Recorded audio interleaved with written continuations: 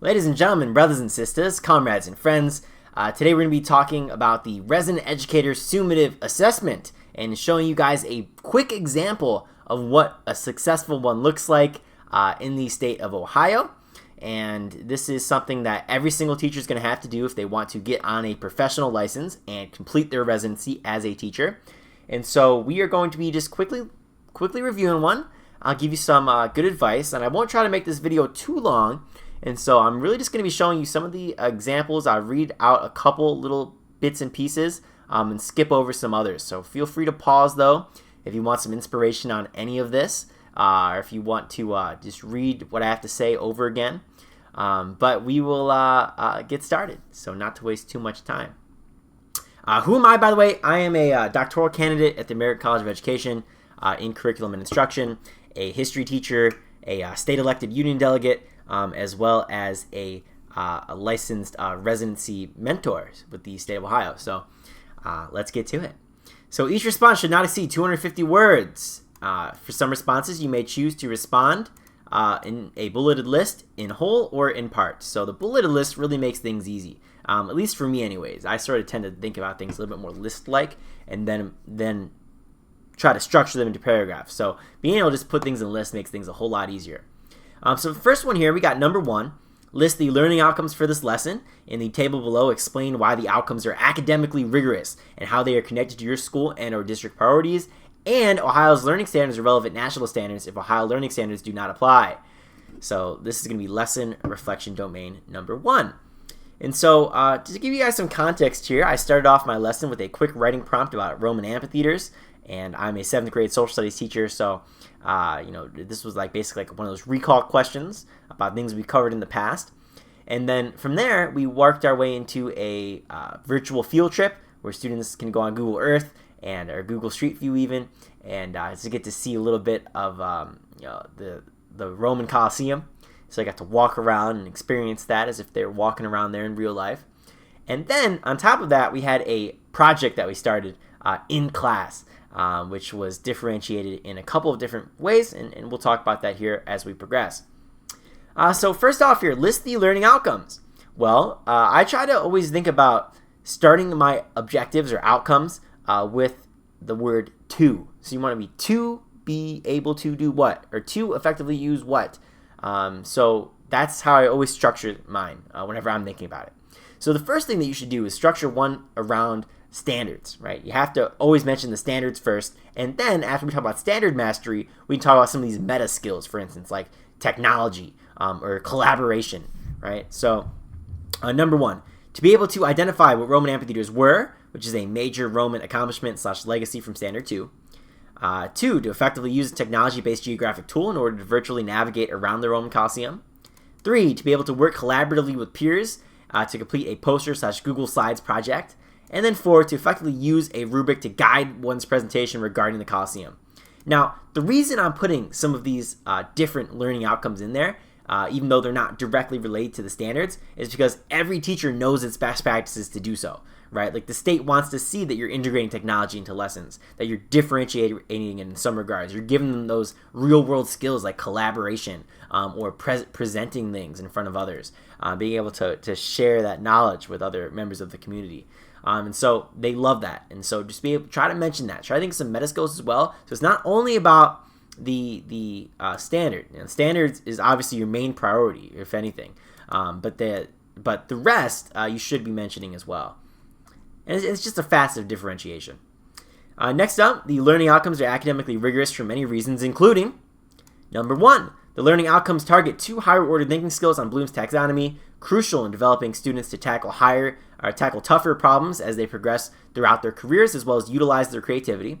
And so I got 3 different ways in which we're connecting Bloom's taxonomy in there, and I'll just read a couple. For instance, conducting research on the Colosseum, or creating a finished product of what is essentially a compendium of knowledge about the Colosseum via collaboration with peers, right? And then we have 2 low-order thinking skills on Bloom's taxonomy, which are crucial in developing a foundation for students to build on. And the first one here is remember, so recalling information on amphitheaters on our DW writing prompt. Or maybe we can even go with applying rubric criteria to effectively present information in the following days. So no matter what we mention here, I think that you should start off with Bloom's taxonomy. And the reason for that is it's very, very easy. Like anybody can do that, right? We're just talking about some academically rigorous standards. Sorry, I'm getting some water. Some academically rigorous standards. And it's not going to be something that you're going to struggle with. If you're thinking about, like, well, how was it rigorous? Like, what does it mean to be rigorous, right? Well, when you think of rigorous, try to think of just these lower order thinking skills, and then talk about higher order, and then talk about the lower order next if you have space. From there, I said that the outcomes guide students to actively collaborate with others they feel will be conducive to their success. And then I said a universal design for learning approach will be taken to them, allowing for the enrichment or extra assistance to ensue based on the ability to master the learning outcomes. And so the reason I'm mentioning universal design for learning at all is because the state loves that social justice-y type teaching strategies. They love it. They derive off of it. They dream about it every night. And if you're not mentioning equity, you're not mentioning universal design for learning, you're going to have a tough time, believe me, because that's what the state wants to hear. Doesn't matter if you believe in it or not. I don't care if you believe in it. The fact is, that's what the state wants to see, so that's what you're going to give them. So universal design for learning approach. And then we'll go down. So here we go. We got the next question. How are these learning outcomes connected to both your school and or district priorities and Ohio's learning standards or relevant national standards? So obviously start off with your state standard, go to district priorities, which you should definitely have no matter what, and then try to get a national standard if you can. Maybe you might not have one, but if you do have one, be sure you try to include it, at least one if you can. You can be even a small one. And then go into the references, right? And the reason I put references down is because it just adds some credibility. So it really shows that you know where to go, you know what you're talking about, and it adds that extra layer of just like professionalism in your writing. So you don't have to put anything down, but I would if you want to be guaranteed that you're going to pass. It's going to really help you there. Add some brownie points. So anyways, state standard.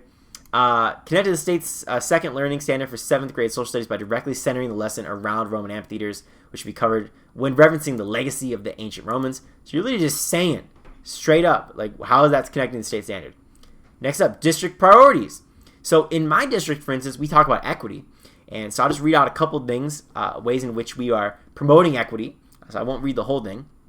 So so first off here, we got fostering equity by having directions translated to a second language for our ELL students. Additionally, the project allows students to research the topics most interesting in themselves. And then maybe let's do one more. Project allows students to potentially research topics they may be more advanced or easier depending on their needs, right? So you're going to get some of those very equitable points in there. And it'll be pretty easy to do so. Just think whatever your mission statement is, think whatever your vision is. And now, look, for us it's easy because we get to mention equity because that's our mission statement right away. But for a lot of districts that might not be the case. And so regardless of what it is, I would probably try to mention in some way, shape, or form. Even if you can relate it back to some national standard or something, that'd probably be a good thing. But one thing I did want to mention, so I should just read out this whole paragraph here, is that the project provides students with both a novel experience and choice. And so why do you want to mention choice? I would say, does anybody know if we're in a lecture right now? But the reason we mention choice is because on the Ohio Teacher Evaluation System rubric, you're going to have a whole category there which mentions student choice. I believe it's the student-centered learning component of the rubric. I could be wrong on that. But it's the idea that students have the ability to choose some of what they're doing in the classroom. They have some autonomy over their learning. And so being able to intermingle that into whatever it is that you're doing is very important. So, and again, it's only one component, but it's still every little bit counts. So just even mentioning a little word like that. So just think of some of these keywords here. Think of some things you can mention. But anyways, number 2. So again, we're skipping the national standard. You can read it if you want, but we'll go up to number 2. So describe the selected lesson's content focus and its importance to the overall content area. So look, say what the focus is. The primary focus is on students understanding one of Rome's greatest legacies, which is that of amphitheaters. Boom, done. Done, perfect, boom. Now you got all this information to say what the importance is, right? So just give a good sentence, say what the focus is, one sentence. Don't do more than that. And then say, boom, there's the importance, right? So look, there's a lot of things you could mention here. And so when I'm thinking of the state of Ohio, right? And at least in regards to social studies, they have what's called extended learning progressions. And these provide some added elaboration and context to whatever standard it is that you're covering. And so I cited them down below, the extended learning progressions, in addition to the citations for the actual standards. And then I'm just going to start just working through it, right? Working through it. So knowledge centered around amphitheaters is important for students to understand when learning about Rome because of their connection to modern society. Like the Romans, Americans, and others around the world all gather in large stadiums to spectate various games today. Understanding how amphitheaters were a daily component of life for many Romans helps provide a better idea of how we have evolved as a society while simultaneously retaining similarities with societies that have come before us. The importance of such connection making is referenced in Ohio's learning standards with extended progressions for social studies. Aside from the use of amphitheaters, the large structures stand as some of Rome's longest-lasting achievements, specifically regarding those in the field of architecture. Architecturally, amphitheaters allow for students to see what was possible with concrete and arches, which are other legacies that must be covered per Ohio's model curriculum. By using arches and concrete, the Romans were able to construct larger and more durable buildings than they would have otherwise. So you're mentioning just pretty much exactly what the standards say, and then you talk about the overall importance there. And so, look, if we're talking about connections to modern society, right? Like that's huge. Like you can rant about that all day, and a lot of things, even if it's not necessarily evident, they do tend to have some connection in some way, shape, or form. So this is bubbly water. If you never tried it, it's amazing. Anyways, question 3. So describe the prior knowledge and skills, including general language and academic language skills, students must have in order to achieve the learning outcomes for this lesson. Be sure to demonstrate your knowledge of how important concepts in the discipline relate to one another and your understanding of prerequisite relationships among topics and concepts that students need in order to understand the focus of the lesson. So we'll say the prior knowledge and skills learned throughout the course that students must possess to achieve learning outcomes for the lesson include a knowledge of the English language, what Roman amphitheaters are, how to use Google Maps, and the importance of Roman concrete and arches. Right, and then you just elaborate on each one of those individually, right? So we just gave a brief overview, introduction sentence, right? We're writing a paragraph, children, and then we'll say the exactly how each one is related to the intro there. Down here as well, I also put in knowledge about the previous standards that we had in 6th grade. So I'm moving back 1 grade and just connecting into things that they would have learned in a different school year, right? So I'm really providing justification for my use of the geographic tool, which is like the Google Earth, Google Maps, Google Street View that we're using to navigate the Colosseum. And then obviously put your reference down. All right, next up here. So you describe anything that happened in your classroom just prior to the selected video segment that you believe will help the assessor understand the context. And then in addition to that, you just put context as well if you want. So for instance, we had a writing prompt at the beginning of class that we reviewed, and students can turn that in for full credit at any point in the year. So we covered that after they turned it in. And the importance of that is like you're trying to show them that they can exhibit mastery as opposed to just trying to hunt for a grade. So I just provided some good context on what the DWB actually is. It's just a way to break down writing prompts. And then I said just state exactly what happens prior to the beginning of the video. And like you shouldn't have any problems there. Just elaborate exactly what you did. Maybe put a little bit of justification. That's it.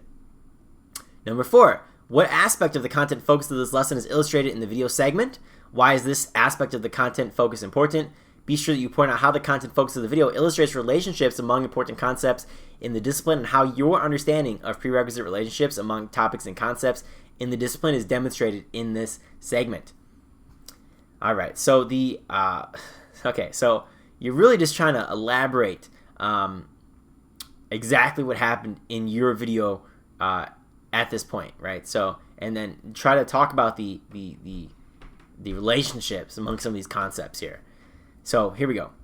So the video segment shows the end of the review for our DW writing prompt, where I'm soliciting participation from the class to help answer it. The review of the writing prompt was important because students need to recognize what Roman amphitheaters were, as well as what happened to them, or in them.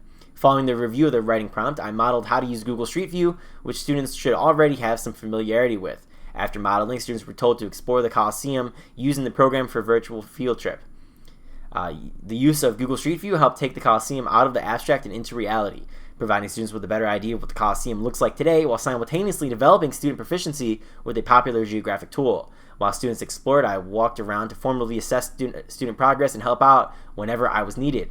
Lastly, once the virtual field trip was concluded, I went over the directions with students for our collaborative summative assessment research project on the Colosseum and formally assessed student progress. The project helped students learn more about the Coliseum's history and functionality in a manner that allowed for individual interests to be taken into consideration when choosing research prompts to assess.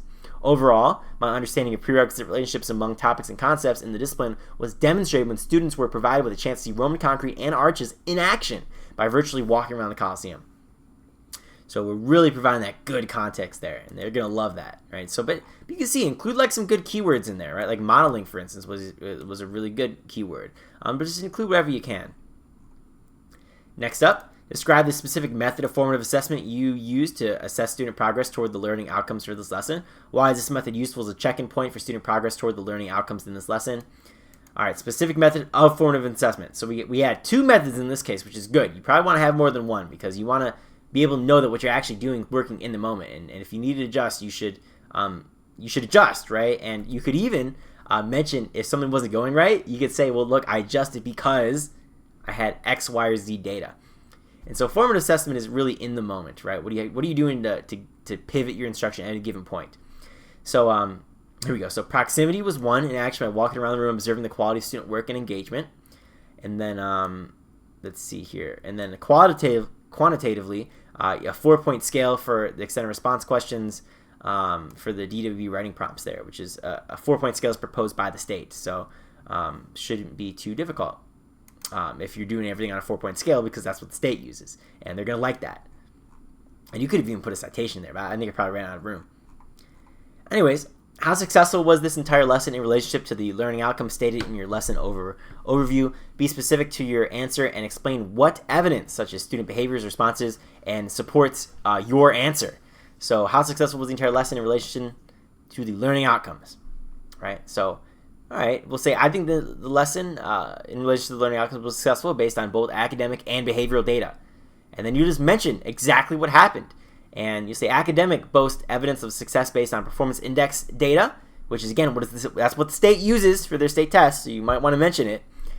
Presentation data and average project score for the class. Performance index data indicate that students are proficient in understanding as it concerns amphitheaters, and that finding held true when students were retested a couple weeks later without notes on what amphitheaters were as part of an end-of-unit assessment.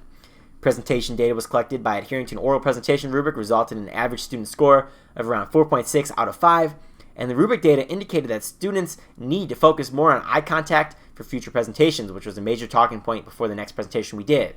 The average project score for the class, which was calculated by adhering to a rubric, was around 9.7 out of 12, and the results tell me that students were meeting proficiency in regards to the understanding of amphitheaters, as well as demonstration of technical skills such as the ability to conduct research and create a presentation, or the visual navigation of the Coliseum.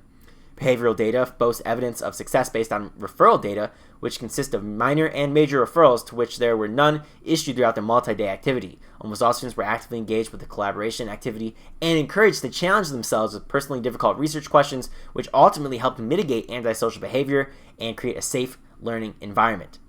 Right? So, geez, we are killing it. But you can see we're really mentioning that we have a strong hold over that data.